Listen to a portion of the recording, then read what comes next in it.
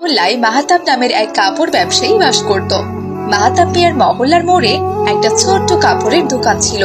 সারাদিনে মাহাতাব মিয়া তার কাপড়ের দোকান থেকে সামান্য কিছু কাপড় বিক্রি করে কোন রকমে তার সংসার চালাতো। এমনই একদিনের কথা। আসসালামু আলাইকুম আব্দুর রহমান ভাই, কেমন আছেন? ফাতেমা ওমরের জন্য কাপড় কিনতে এসেছেন বুঝি? ওয়ালাইকুম আসসালাম মাহতাব ভাই, বাচ্চাদের আগের কাপড়গুলো পুরনো হয়ে গেছে, তাই তোমার দোকান থেকে ছেলে আর মেয়ের জন্য বোরকা আর পাঞ্জাবি কিনতে এলাম। আব্দুর রহমান ভাই, আমার দোকানে তো বোরখা পাঞ্জাবি নেই, সামান্যই কিছু কাপড় আছে, এ দিয়ে কোনো মতে ব্যবসাটা করছি, কিন্তু ব্যবসা অতটা ভালো চলছে না। ব্যবসা করতে হলে অনেক পুঁজির দরকার, কিন্তু বেশি পুঁজি না থাকায় খুব ভালোভাবে ব্যবসাটা করতেই পারছি না। সেটাই তো দেখতে পাচ্ছি মাহতাব ভাই, কাস্টমারদের চাহিদা মেটাতে না পারলে তুমি তো ব্যবসায় লস খেয়ে বসবে। এত কম পুঁজিতে তো আর এসব ব্যবসা হয় না ভাই। হ্যাঁ ভাই, কিন্তু এখন কি করা যায় সেটাই তো বুঝতে পারছি না। আমার কাছে তো তেমন কোনো টাকা পয়সা নেই যে বড় করে কোনো ব্যবসা করব। মাহতাব ভাই, আমি গত সপ্তাহে অফিসের কাজে ঢাকা গিয়েছিলাম। শহরে দেখলাম রাস্তার ধারে অনেকেই চটপটি, ফুচকা, ঝালমুড়ি, খিচুড়ি, চিতই পিঠা এসব বিক্রি করছে। কাস্টমাররাও দেখলাম বেশ লাইন ধরেই খাচ্ছে। একজন দোকানের সাথে কথা বলে বুঝলাম তারা এ নিয়ে প্রতিদিন বেশ ভালোই আয় করছে। এ ধরনের ব্যবসা করতে তেমন একটা পুঁজি লাগে না। তুমি চাইলে এই সকল কিছু একটা ব্যবসা করতে পারো। আমার বিশ্বাস তুমি ভালো করতে পারবে ভাই। বাহ, ব্যবসার আইডিয়া খুব ভালো দিয়েছেন আব্দুর রহমান ভাই। আপনার কথা শুনে মনে হলো এই ব্যবসাটা সফল হবে এবং আমাদের মহল্লায়ও খুব ভালো চলবে। হ্যাঁ মাহতাব ভাই, তুমি সাহস করে যে কোনো একটা ব্যবসা শুরু করতে পারো। আমার বিশ্বাস তুমি অবশ্যই ঘুরে দাঁড়াতে পারবে। আব্দুর রহমান যখন এসব কথা বলছিল ঠিক তখনই মসজিদে আজান শুরু হলো। আব্দুর রহমান তখন তার মেয়ে ফাতেমাকে বলল, মা ফাতেমা, আজ আর কোনো কাপড় চোপড় কেনা হবে না, আসরের আজান শুরু হয়ে গিয়েছে। এখন শহরে যেতে যেতে অনেক দেরি হয়ে যাবে। তুমি এখন বাসায় গিয়ে নামাজ পড়ে নাও, আমি ওমরকে নিয়ে মসজিদে যাচ্ছি। আচ্ছা ঠিক আছে আব্বুজান, আমি তাহলে বাসায় চলে যাচ্ছি। আসসালামু আলাইকুম। ওয়ালাইকুম সালাম মাহতাব ভাই, তুমি মসজিদে যাবে না? চলো ভাই, মসজিদে গিয়ে নামাজটা আদায় করে আসি। হ্যাঁ হ্যাঁ আব্দুর রহমান ভাই, অবশ্যই মসজিদে যাব।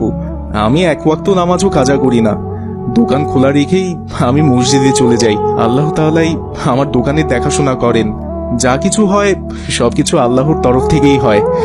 চলেন ভাই, মসজিদে চলেন। তুমি খুব সুন্দর কথা বলেছ মাহতাব ভাই। সৌদি আরবে এমনটাই হয়, ও দেশে যখন নামাজের সময় হয়ে যায় তখন সবাই তাদের দোকান ফেলে মসজিদে চলে আসে। সে সময় তাদের দোকানের হেফাজত মহান আল্লাহ তাআলা নিজে করেন, আর এমনটাই তো হওয়া উচিত, তাই নয় কি? এরপর ওরা সবাই মিলে নামাজ পড়তে চলে গেল। সন্ধ্যাবেলা মাহাতাবের মেয়ে মাইসা আরবি হরফ পড়ছিল।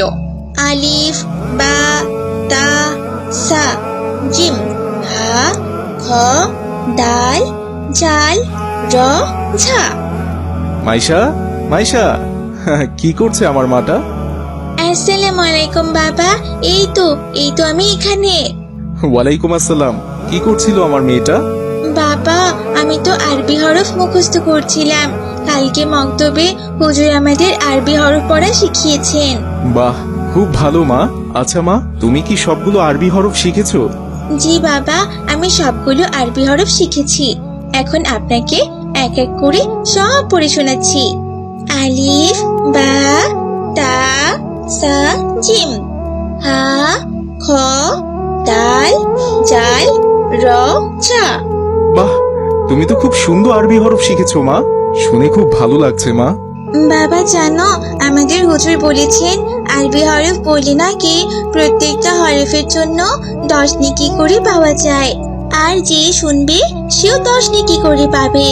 সে তো খুবই ভালো কথা মা, তাহলে তুমি পড়ো মা, আমি শুনি।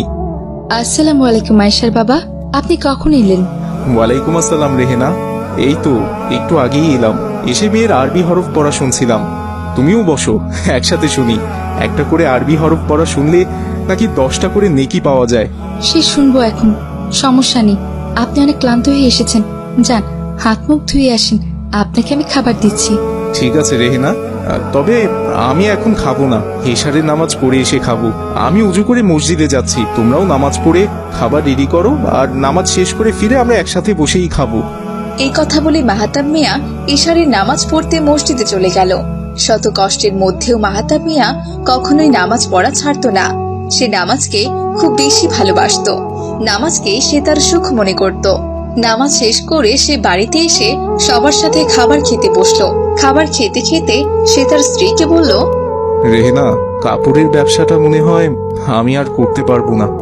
দোকানে যে মাল আছে তা তো বিক্রি হচ্ছে না। সবাই শুধু নতুন মডেল আর আধুনিক কাপড় চাই। সে তো বুঝলাম, কিন্তু আপনি তাহলে কি করবেন? কাপড়ের ব্যবসাটা করে যা টাকা আয় হতো তা দিয়ে তো কোনো মতো সংসারটা চলতো। ব্যবসাটা বাদ দিলে আমরা তো খুব বড় বিপদে পড়ে যাব। ঠিক বলেছ রেহেনা, কিন্তু এত কম পুঁজিতে কাপড়ের ব্যবসা করা যাবে না। আজকে আমাদের মহল্লার আব্দুর রহমান ভাই এসেছিল আমার দোকানে, তার ছেলে মেয়েদের জন্য কিছু পাঞ্জাবি আর বোরখা কিনতে। কিন্তু আমার দোকানে তো পাঞ্জাবি বোরখা কিছুই নেই। সে আমার ব্যবসার এমন অবস্থা দেখে একটা বুদ্ধি দিল। কি বুদ্ধি দিলেন তিনি? সে আমাকে বলল, গত সপ্তাহে নাকি সে তার অফিসের কাজে ঢাকা গিয়েছিল। সেখানে রাস্তার মোড়ে মোড়ে অনেক ছোট ছোট দোকান দিয়েছে। ফুচকার দোকান, ঝালমুড়ির দোকান, চিতই পিঠার দোকান, খিচুড়ির দোকান। সামনেই তো শীতকাল আসছে, তাই আমি ভাবছি এরকম ছোটখাটো একটা ব্যবসা শুরু করলে কেমন হয় বলতো। আশা করছি এই ধরনের ছোট ব্যবসা দিয়ে বেশ ভালো টাকা আয় করতে পারবো। তুমি কি বলো রেহেনা? তিনি তো বেশ ভালো ব্যবসার আইডিয়া দিয়েছেন। আমার তো মনে হচ্ছে এই ধরনের ব্যবসা করলে বেশ ভালো টাকাই আয় করা যাবে। আপনি এক কাজ করেন, আপনি রাস্তার মোড়ে একটা ভুনা খিচুড়ির দোকান শুরু করেন। আমি খুব ভালো ভুনা খিচুড়ি বানাতে পারি। বিকেল থেকে সন্ধ্যা পর্যন্ত দোকানে মানুষ গরম গরম ভুনা খিচুড়ি পাবে। আমার হাতে ঘরোয়া ভুনা খিচুড়ি খেয়ে নিশ্চয়ই তারা খুব খুশি হবে এবং দিনকে দিন আমাদের কাস্টমার বেড়েই যাবে। হ্যাঁ রেহেনা, শুরু করা যায়। এতে খুব অল্প পুঁজি দরকার হবে। অল্প পুঁজিতেই বেশ ভালো একটা ব্যবসা করতে পারবো।